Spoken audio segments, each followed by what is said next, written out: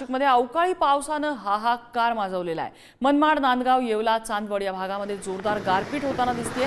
वादळी वाऱ्यामुळे झाडं उन्मळून पडली आहेत, घरांचं छप्पर उडालेलं आहे, विजेचे खांब आणि तारा पडल्यामुळे सुद्धा मोठं नुकसान झालेलं आहे।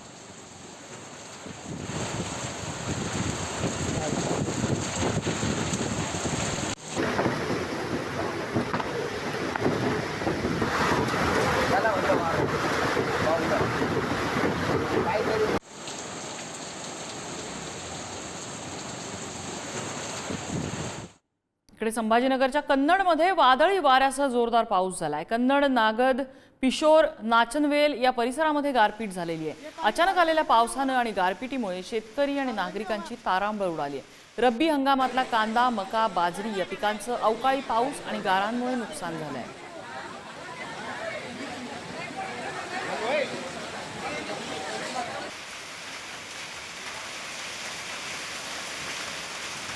ये पानी सारा लेंगे रहने वाला।